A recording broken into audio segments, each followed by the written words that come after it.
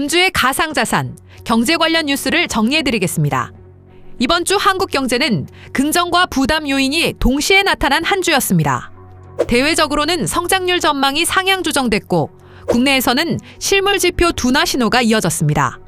자산시장에서는 주식과 가상자산의 흐름이 뚜렷하게 엇갈렸습니다. 먼저 대외 환경부터 살펴보겠습니다. 국제통화기금 IMF는 최근 세계경제 전망 수정 발표를 통해 한국의 중기 성장률 전망치를 소폭 상향 조정했습니다.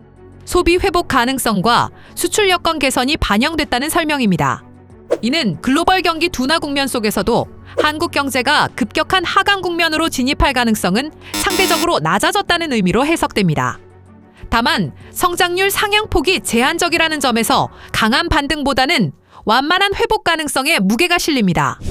국내 실물 경제 상황은 보다 복합적인 흐름을 보였습니다.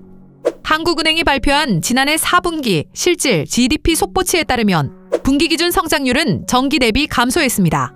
건설 투자와 설비 투자가 동시에 위축된 영향이 컸습니다. 기업 투자 심리가 여전히 위축된 가운데 금리 부담과 불확실성이 투자 결정을 지연시키고 있다는 분석이 나옵니다. 반면 소비 지표는 비교적 안정적인 모습을 보였습니다. 민간 소비와 정부 소비는 증가세를 유지했고 전년 대비 성장률도 플러스를 기록했습니다. 이는 내수가 급격히 꺾인 상황은 아니라는 점을 보여줍니다.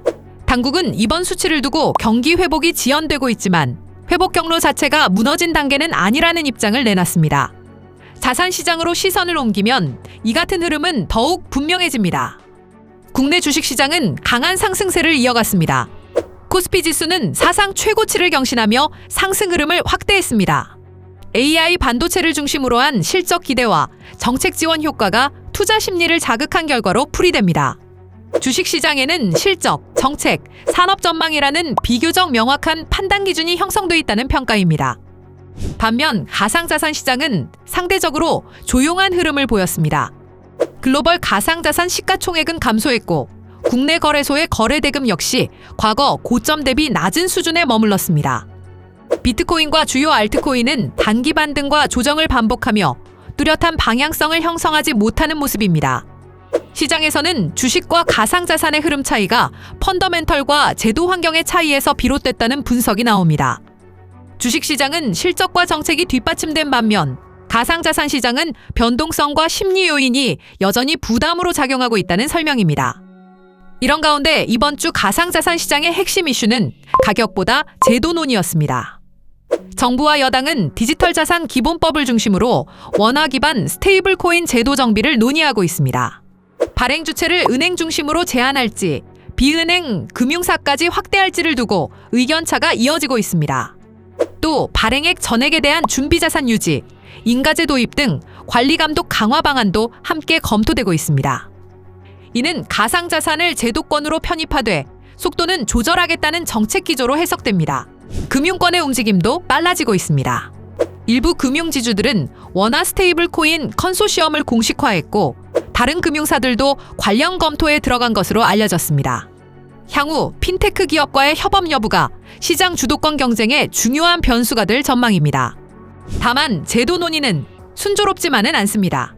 디지털 자산기본법 정부안 제출이 지연되면서 거래소 지배구조와 대주주 지분 제한 문제가 새로운 쟁점으로 부상했습니다.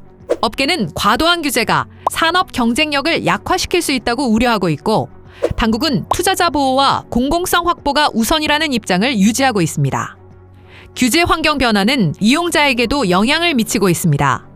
국내 거래소들은 국제 기준에 따라 해외 납세 의무 관련 정보 제출을 의무화하기로 했습니다. 가상자산 거래가 국제 조세 감시 체계 안으로 편입되고 있다는 의미입니다. 글로벌 시장에서는 또 다른 흐름도 나타나고 있습니다.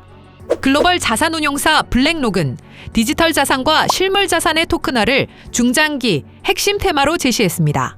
가상자산을 투기 대상이 아니라 금융 인프라의 일부로 바라보는 시각이 확산되고 있다는 평가입니다.